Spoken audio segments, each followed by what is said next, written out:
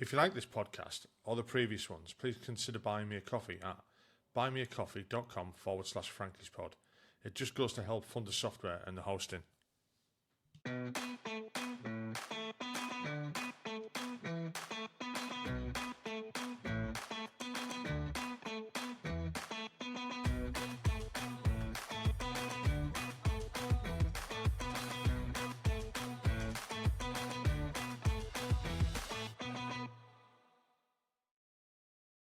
Hi, welcome back to the podcast. Tonight's going to be a bit different from the usual ones that I do. So normally I talk to veterans about what they were like for growing up and what it was like in the military and what have they done since. This evening, the guy I'm talking to was never in the military, but I think he's, just had such an interesting life, and I want to know a bit more about it. So I invited him on the show to see what we can get out of him. His name's Alan Henry, and I've got him down on my list as a cameraman, a pilot, because he's got his own PBL, jealous not. The radio DJ on A1 Radio, which I used to listen to quite a lot. He's also a close friend of one of my mates that I served with, so that's how I managed to collar him and get him on here. Hi, Alan. How are you doing? I'm doing very well, Andy. How are you doing? I'm great, mate. I'm just, again, like I said to everyone beforehand, thanks very much for agreeing to do this. Pleasure. It'd be very strange if I just try to do it on my own. I don't think I'd get away with it. But anyway, let's crack on and see what we can get out of you. Like I said earlier, I mean, I know you through Scott, our mutual friend, and he introduced me to A1 Radio, and I listened to it for quite a long time. I haven't done recently, I must admit. I don't know if it's still on there, to be honest. Yeah, it's still there. Right, I'll have to get back on there again. If anyone's interested in that, it's A1 Radio is an internet radio station. Alan does a show, and it's very good. It's actually really, really good. I've listened to it for many, many hours and drank many, many beers and bottles of wine while I'm drinking while I'm listening to it as well.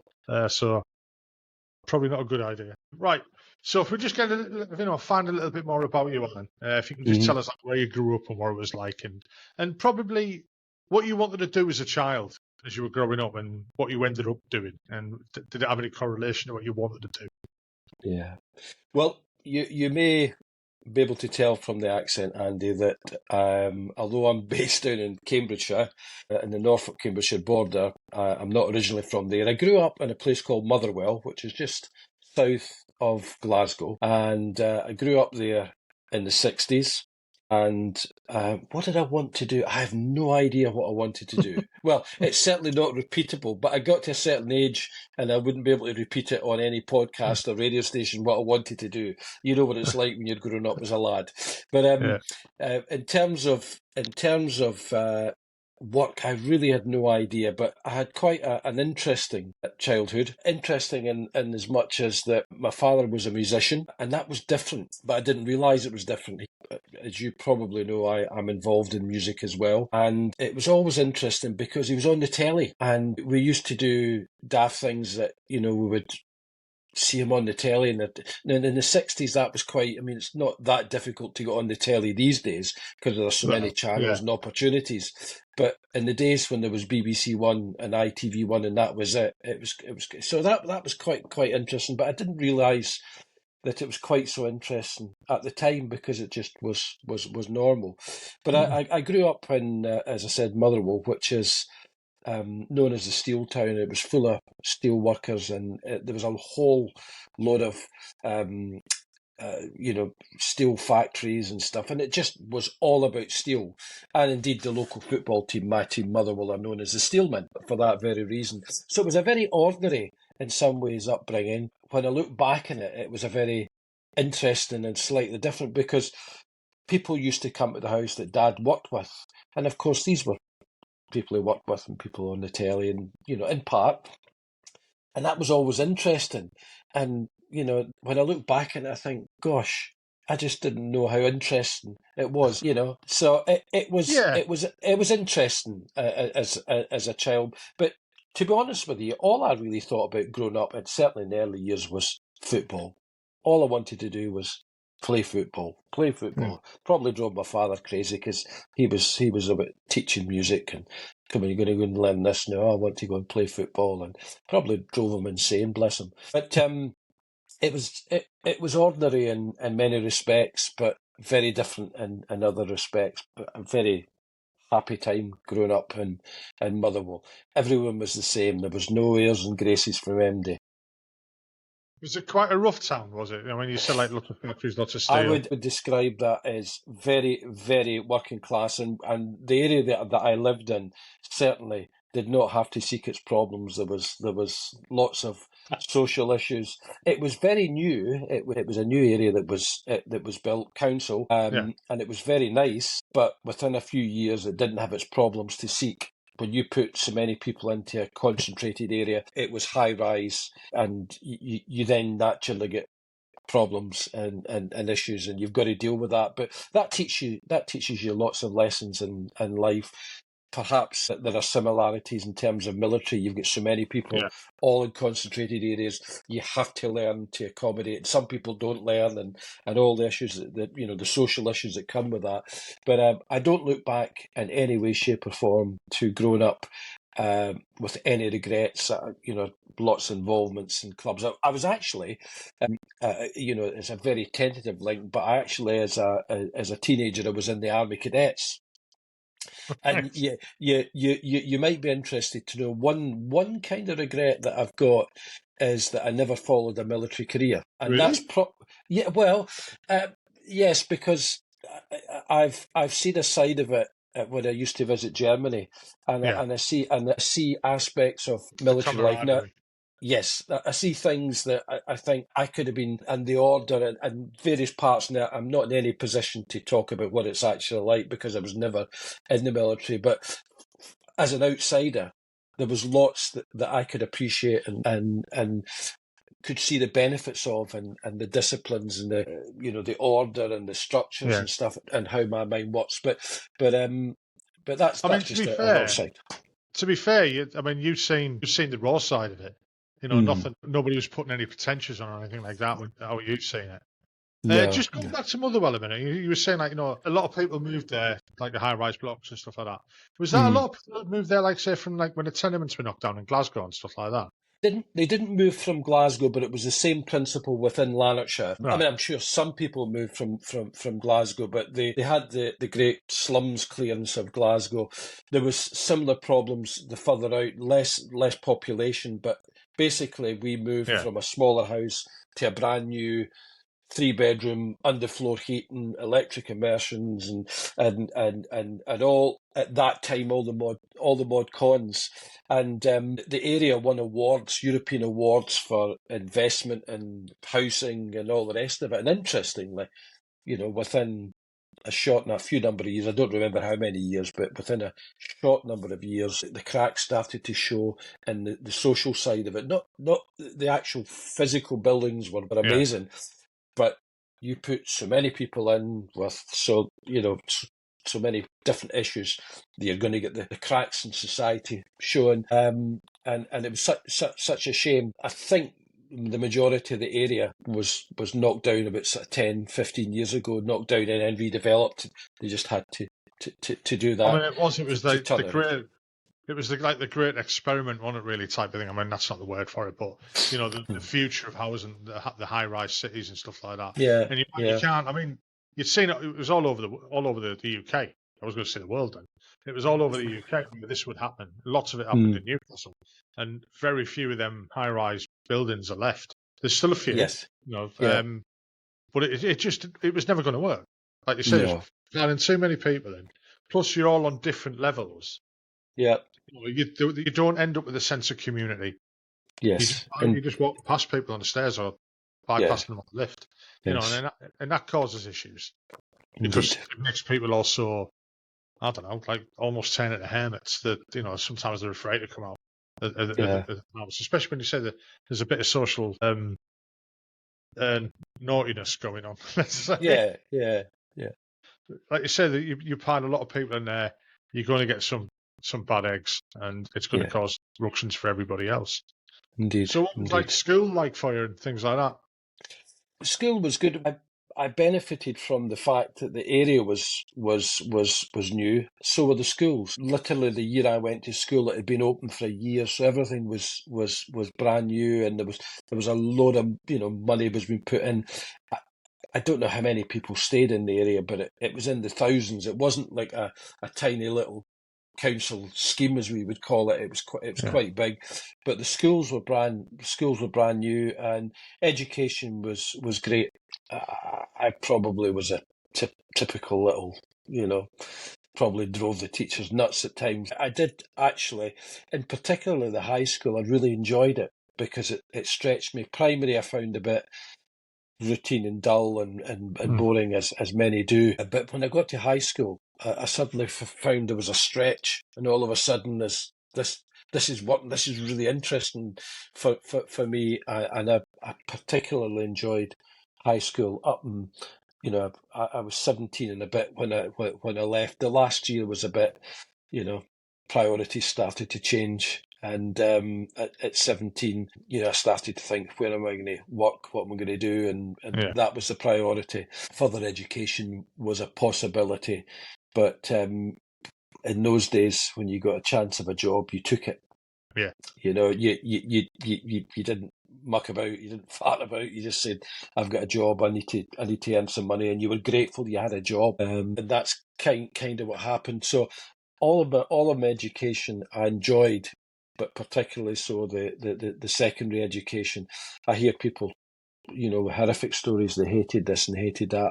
I would be absolutely lying. First 4 years at high school, I went on and did fifth year. I wasn't so keen in the fifth year, probably because I was a bit lazy, if I'm really honest. Like, I should have applied myself more and could have applied myself more, but you chase what you think is right, and what do you know at 17? You don't really know. Yeah, you know nothing, do you? I mean, you don't know.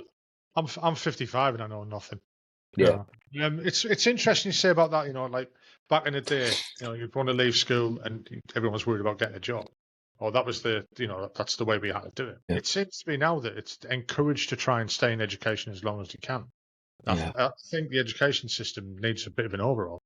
I'm not an expert, but from what I can see, and with discussions I've had with other people and stuff I've read, it seems to be that the education system's all geared to try and get people to go to university and not to apply themselves outside of education, which is where I think a lot of people do. And I've noticed it, we all notice it when you join the military. Not everyone's equal when you join, especially at a young age. You actually get some people who don't know how to tie the shoelaces, don't know how to write their hands, whatever, and they have to get taught that. So I think things like at school there should be teaching more life lessons as well. I know it's hard, but I do think this should be taught, and I think it's good that some schools, especially around here where I live in Northumberland, a couple of the schools have got an ACF, the Combined Cadet Force now, and they do that at school. They've got a school dress and uniform. First time I said it, I was like, what the hell? Just drove past like some 3-foot squaddies. What's going on? But all these tiny little kids in uniform walking down the street. What the hell's going on here? But they do that like one day a week.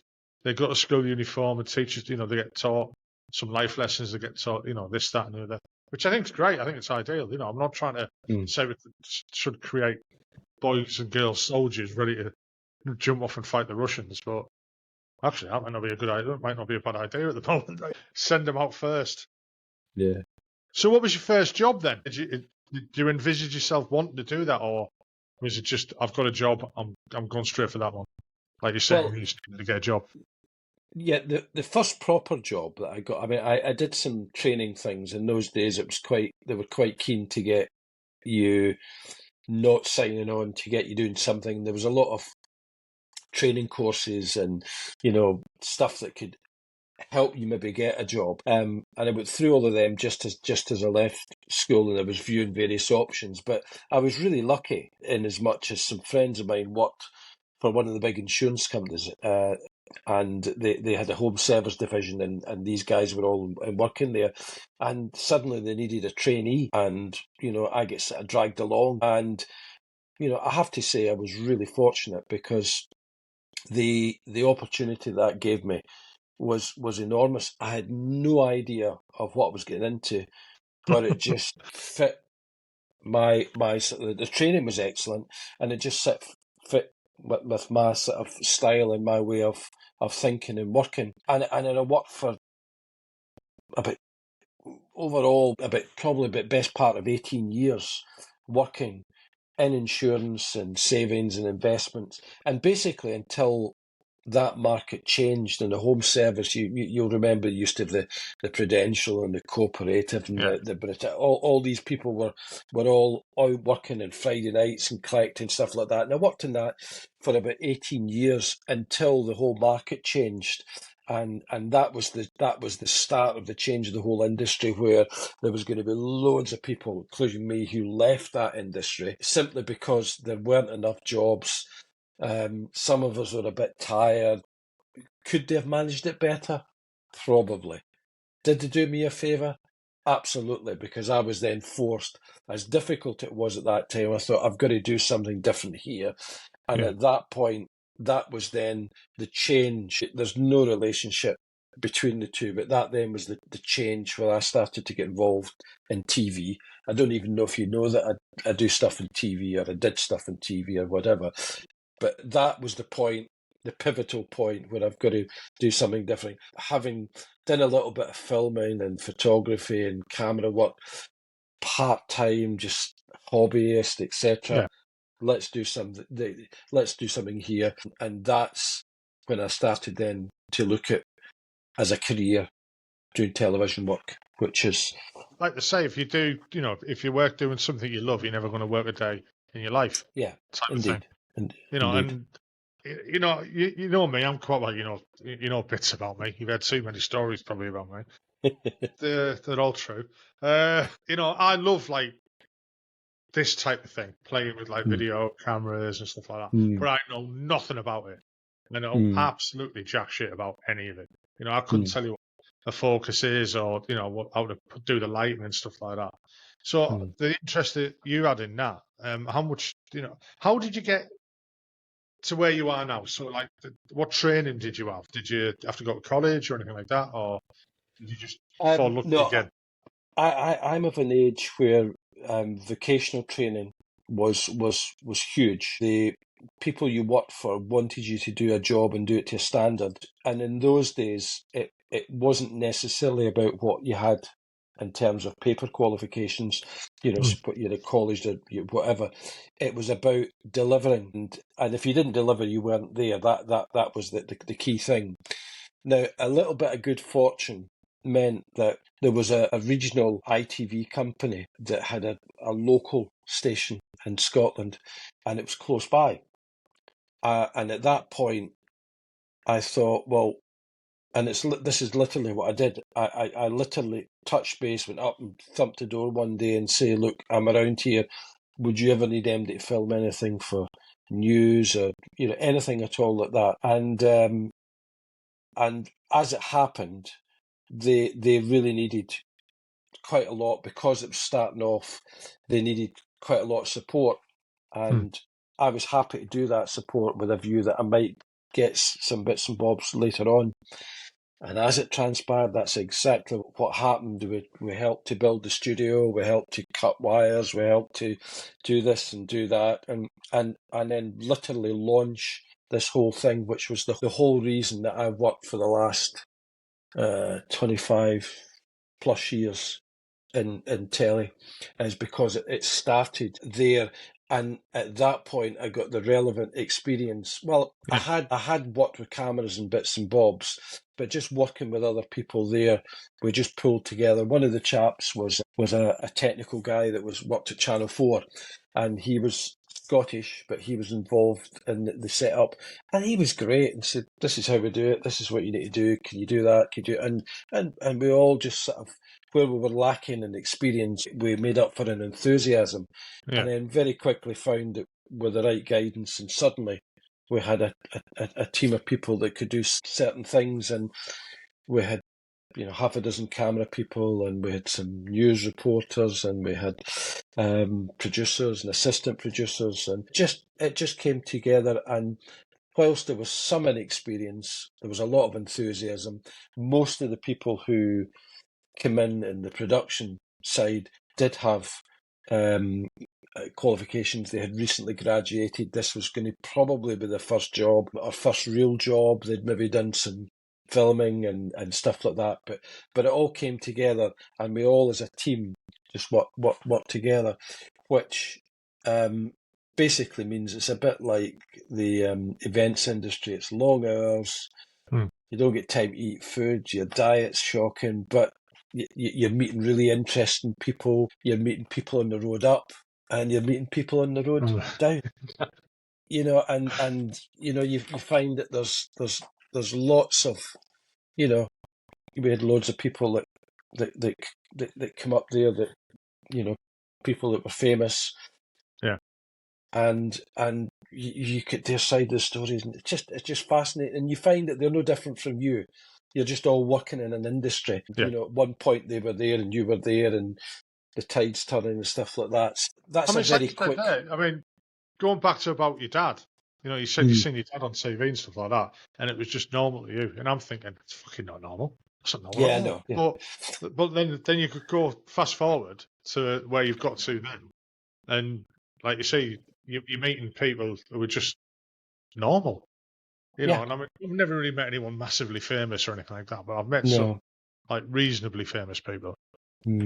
For example, I was a bit nervous a couple of months back, or a month ago. I was interviewing Godfrey Bloom, and it was like, this is the most famous person I've spoken to on the podcast type of thing, or infamous, you might want to say. It depends which side of the liberal balance you're on, I suppose. Yeah. But I chatted to him beforehand, and what a lovely bloke, really nice chap.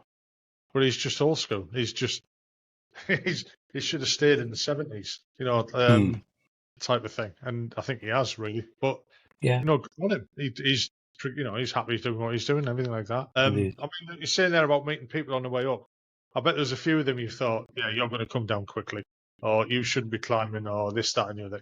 Not mention any names or anything like that, obviously, but you're going to. Yeah, you always meet people who are full of their own importance, and sometimes people do very well. Depends how you define very well. Is that financial success? I judge success on contentment, and am I happy doing what I'm doing? And to me, that's a success. And just the same as, are you happy doing what you're doing? It doesn't really matter what you've achieved and any other respects. But if I look at you and see a happy person, I think that's great. There's a lot to be said for contentment and stuff. So a lot of these people are very driven, and their focus is fame and fortune, and probably 99.9% of these people are always disappointed. It's a very small number. And then you meet some famous people, and they're so paranoid about how they've got to keep this success, and they become insular, and what drives them forward is this exceptional talent in some cases, but also this introverted type of personality, and there's almost a lack of contentment sometimes. So there's a lot to be said for just being, this is great, I'm really happy doing what I'm doing, whatever it may be, whatever it may be. You look at you look at like personalities like Robin Williams and stuff like that, driven, focused, very funny, but underneath broken. Absolutely. I mean, we can only say that from what happened after he died, and stuff like that. But everyone says that the comedian or the best comedians are all broken inside and sad and stuff like that. And I think you're right that if you set yourself the aims that are too high, and you end up having to step on people to get there, which some people do, and that's not just in the entertainment industry, but in any walk of life, you will get the people who will stand on the little ones, and stuff them type of thing. But they are going to be successful because that's where they need to be, whether it's the heart or the mind that says that. Unfortunately, other people are going to get left in their wake type of thing. Yeah. So, like, I can imagine like it was like chaos, in them early years for you, like setting up a studio and stuff like that. Have Yeah, you got any funny bits about that? Funny anecdotes about that? gosh. I mean, we had lots of laughs. I wouldn't say there's any, it was eventful and it just was pacey. Yeah, The whole thing was pacey, but there's nothing really that I would say that stands out. It was quite a hectic, busy time. It was a few years before I yeah, moved south. It wasn't full of comic cuts as such, but that's the nature of the business. It's punchy. The front end that you see did loads of comedy shows, did loads of political shows, kids shows, all these kind of things. But at the back end, it's all. yeah. But at the front end, what you see in the little screen, this is So lovely. it's like the analogy of the duck. Everything looks calm on top of the water, but underneath the legs. Yeah. So what did Absolutely. you move south then? They shut the studio. It was as simple as the studio closed. That I had no work up in Scotland, and somebody who'd worked at the studio had come down south and done a little bit of work in it. They had moved back. It wasn't for them, and they said to me, "But they're looking for people." And I thought, "Let's give it a go." And that's exactly what I did, and I've been down ever since, which was just the early 2001, something like that. Right. So about 24, 23, 24 years I've been down. You forget how long ago it was. Mm.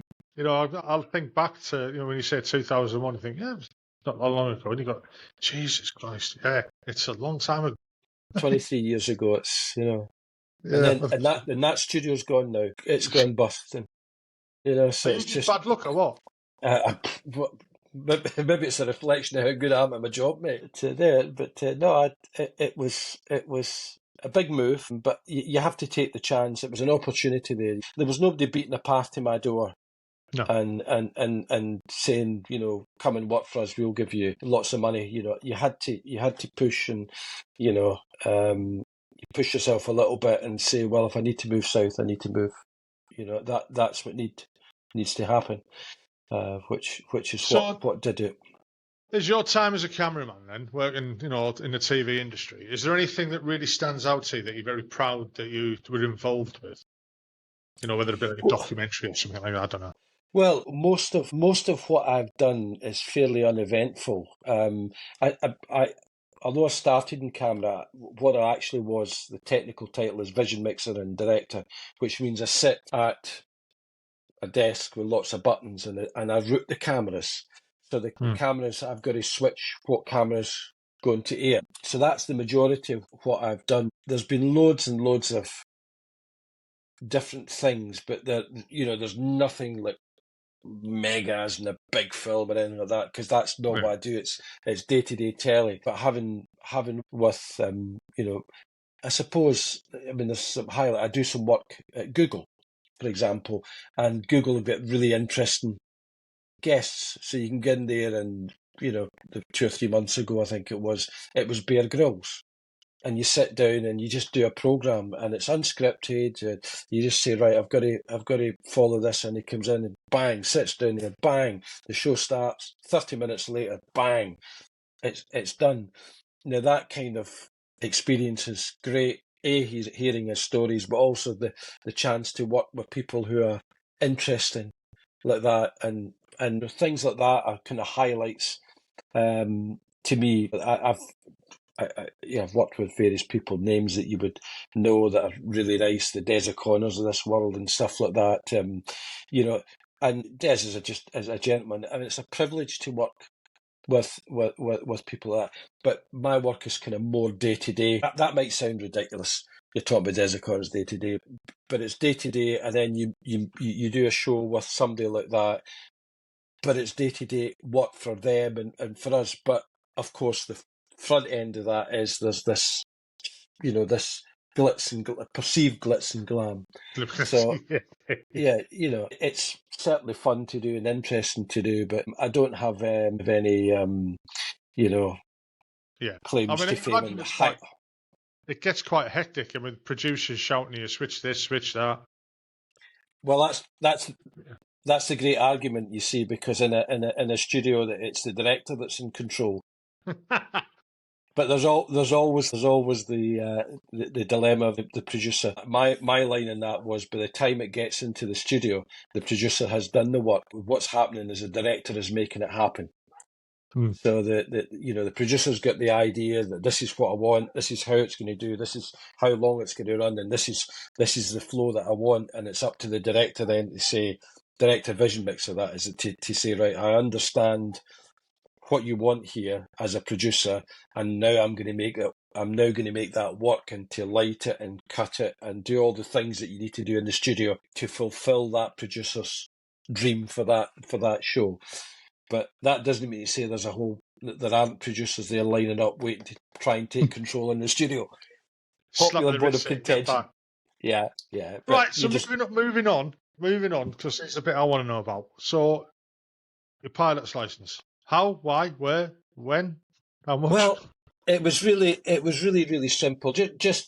I've stopped flying now, and the reason I stopped flying was after COVID, and during COVID it wasn't possible to keep up. You have to sort of have so many hours, to keep your license current. Okay, you still got your license, but if you don't have the hours, your license isn't current, so therefore you can't fly on your own.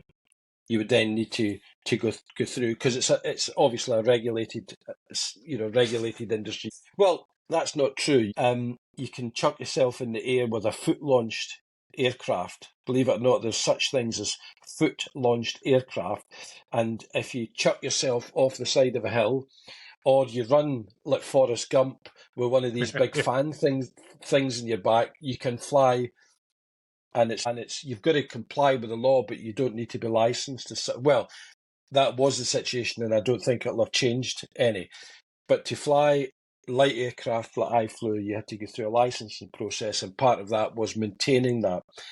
I wasn't able to do that during COVID because you weren't allowed to go. You couldn't go and fly. You could only fly if you were commercial. And then very quickly, my hours ran out, and at that point, I was so busy work-wise that I wasn't able to get back to it, and it just kind of fell away a little bit.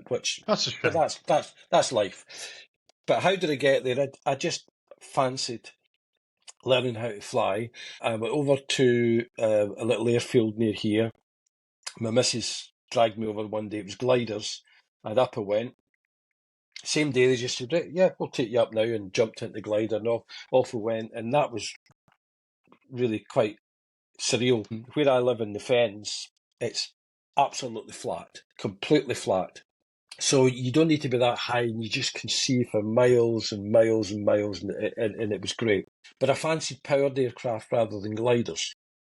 To me, having an engine's better than having no engine when you're at 5,000 feet. I then discovered that there was an airfield which was only about 10 miles from me, and they had little two-seaters, little Icarus C-42s, and they had a couple of instructors, and off I went, and I got my lesson every week or every second week, depending on weather, and they then at some point will decide that you're good enough to fly solo, and when you can fly solo, you do a few circuits and then come back down, and then you still get some more instruction, and then you do a couple of cross countries and you set a test, and that's just exactly what I did. I did that over 18 months, I think it was, maybe a bit long. You can do it in 3 months, but I just, my lessons were a bit more spaced out. Ultimately passed my what they call the GST, and off I went. And I had at that time I had a share. There was 6 of us had chipped in and bought a little plane. That's the common way of doing it. And so you could just book the plane and off you go. And if I fancied going somewhere, you just book the plane and I've got it for the day, and off you go, and flew there. And there are airfields, particularly down in the east of England, there are airfields everywhere, because there were during the war they had all these airfields for defence. So they're still here, and you can fly there, and they've got little porta cabins. You get a cup of tea. It's a real social thing. You just fly, land, go and get a cup of tea, have a blether, bit of cake, take off, and head back home. And it's a lovely day out. And of course, to see the countryside from 3,000 feet or 5,000, whatever height you want to fly at, it's interesting, and it's a lovely thing to do. Anybody listening, if you fancy it, get in touch with the local airfield and find out where you can get lessons or a trial flight. You get a trial flight and I mean, get I imagine it's quite an expensive hobby, though. It's probably no more expensive than golf. If golf's are expensive, you can. I think the aircraft used to use 10 litres for an hour of fuel. So if you were up flying for 3 hours, and that's a long time flying for 3 hours, you've only used 30 litres of fuel, and that's 3 hours of flying. And then, but obviously you've got your maintenance costs, but it's split. If you're in a syndicate, it's split between 6 of you or 8 of you, however, in the group. So I can't remember the cost, but I think it probably was something like £100 a month or something, was the maintenance of the aircraft and the hang, because you've got to pay hangaries as well. So you're paying £25 a week, something like that, to be part of this group. And then you only paid anything extra for your fuel when you flew. That was your insurance, everything. I'm surprised. I thought it would have been like 4 times that. No, not I've at never all. looked into it. Maybe I should. Yeah, if you fancy it, it's you go and see it. You're going to have a few quid to do it. You're not going to do it for a fiver. It's not a municipal golf round where you get 8.5 holes for £4.70. It doesn't work like that. You're accepted, but for the experience of flying, or get someone who's got a PPL and get them to take you up. I mean, I've got friends now. I mean, I can go up any time I want, and to give a buzz, let me know when you're going out. And they're always looking for people to fly. And the thing about it is that whilst you're not allowed to take money, if you can't, you couldn't phone me up and say, look, can you fly me from there and I'll pay you. You're not. That's commercial. You're not allowed to do that. But what you're allowed to do is to pay towards the fuel. I'm just clicking that button there. It's a battery warning, so I'm hoping this lasts okay. But you can pay towards the fuel, and you get the experience of flying. The pilots are always happy because they either go up themselves, and it's nice. But if they can take someone up, have a chat, and take around about, and there's a small contribution towards the fuel, they're more than happy to do that, and it's a win-win, isn't it? Plus, it gets their hours up as well. Keeps the hours up, exactly. Yeah, that's it. I mean, that's a shame that's happened, that you're not flying anymore. I'm always quite jealous of that. Yeah, but I did it, and I thoroughly enjoyed it, and I did it for a few years, and it's something I'm glad I did, and circumstances just didn't allow. I could go back to it. Could go back to it. I don't have the plane now, but I can still go. You can still keep your license current and still do a bit of flying. I mean, I know that I've had guys who do IFR flying and stuff like that, SWIFT flying. They can keep their hours up just by going to use simulators and stuff. Certified simulators, not like what I've got upstairs with a joystick and a monitor. That's a little bit different. But, some of the proper sims, Yes, I mean, some of them, even the home built ones, they're amazing. And people build a home built simulator that can get certified for IFR. That's just crazy, to me. Yeah. It is what it is. Right, moving on from the plane then. So I want to ask you about how I knew you through the One Radio. So how did you get into that, and how much enjoyment do you get out of doing that? Well, how I got into it was one of the chaps that I worked with did the same job as me. He's the guy behind A1 Radio. And basically, I just was chatting about it. He said, do you fancy doing a show? And I'm like, you're having a laugh. I'm Scottish. People don't understand me. And no, why don't you? And I knew somebody else who did it. And I thought, well, let's see what this is like. And it just followed. That was going back to about 2012, I think. Oh. And it just from there I just started to do, and it was the very early days of A1. It's like community type. It's not, well, it's all over, but it's not a commercial exercise and stuff. It's for people who enjoy doing it, whatever. At that point it was, can you do a Friday night? Yeah, I can do a couple of hours on Friday. How do you think about doing a Saturday night? And I'm like, what's going on here? And of course, you're getting all this experience. So it's just been an interesting hobby, and I just was in the right place at the right time to meet someone who was involved, and that's how I get involved. It's as simple and straightforward as that. I mean, I found that when I used to listen to it, and I only say I haven't listened to it recently because I've just had other things to do, and I must go back to it now, really, to be honest. I mean, I used to love like the old Friday night one, Yeah, like even when I was like married at home, she'd be like, oh, "God, you're doing that again?" I'll be sat there, and then just fucking listening, getting in the chat room, chatting to people, and it was like a little community, even if it was it just was. listening to you. But then you'd listen to some of the other DJs, and they go in the chat room on them, and then you get the same people going in and different, people who only listen to them and people who only listen to them, and it's a very friendly place.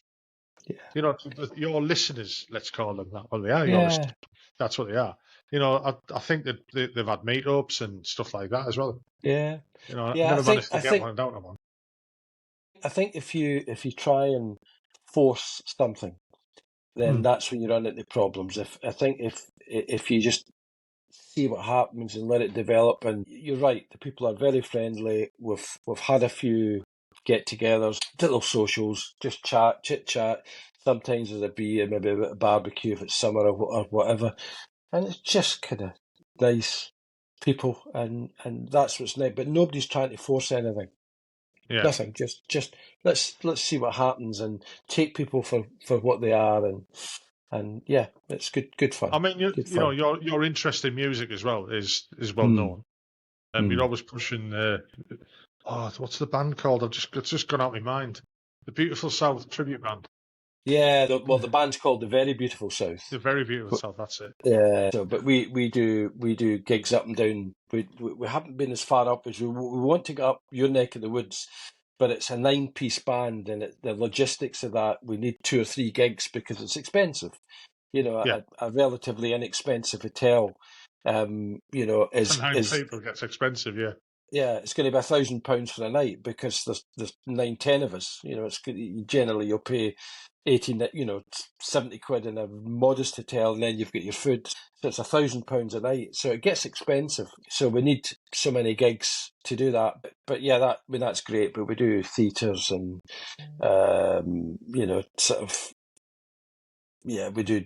Well, there's lots of different places. We do some clubs as well. I prefer Yeah. the theatres. It's a different audience in the theatre, and people are coming specifically that like the Beautiful South, because we do a show that's kind of based on what they did. The lineup is the same. The music is the same. It's been transcribed, so we do an immaculate rendition of what the guys did in 25 years ago, 30 years ago. But that's great. I really enjoy that. It's good fun. Have you met any of the Beautiful South because of that?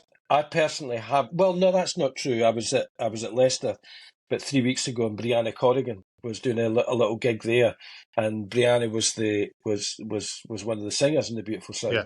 and we had a lovely chat. But Andy, who's the singer in the band, Andy knows well. I don't know how well he knows Paul Heaton, but I think he does know Paul Heaton. But he knows Dave Rothery, who was the writing partner. He knows Dave well, and they meet up once a year for a few beers at Hull and things like that. And so there is a connection, and there was some contact with some of the original members of Beautiful South, just to say, look, well, this is what I'm planning doing. Is this going to upset you? And they're like, no, as long as you do the PRS and we get our royalties, that's fine.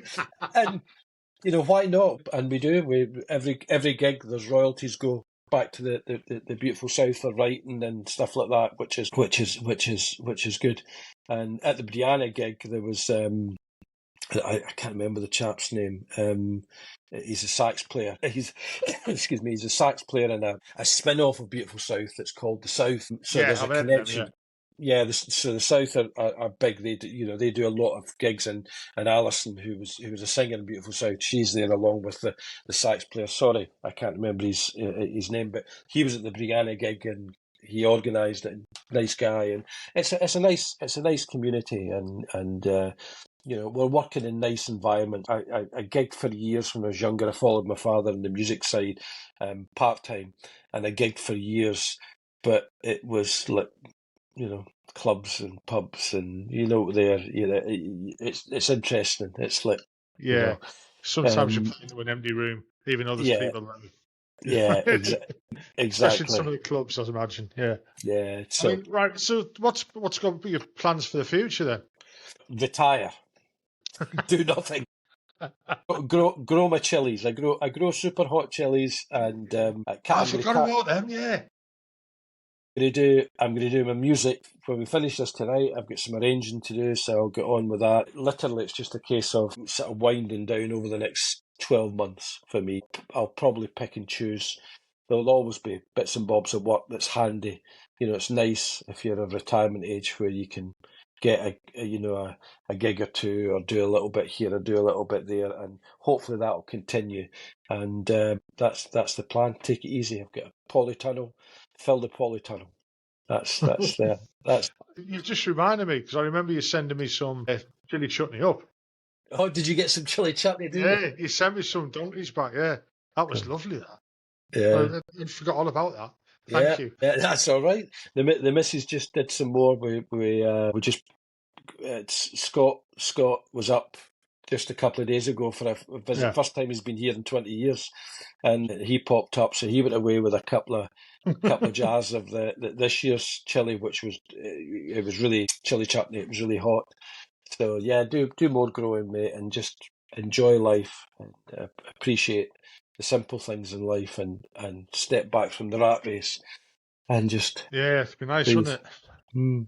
Yeah, Love- just Can't wait for them days. Yeah, not for me though, unfortunately.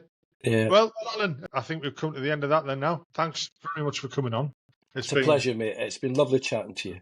yeah, it's been lovely listening to your story. I mean, we could have gone in lots of directions with it, but trying to Yeah, keep it, keep it in a timeline, let's say. absolutely, and yeah, fairly uneventful, but But no, it's not everyone's got a massive, amazing life, but it's interesting to everyone.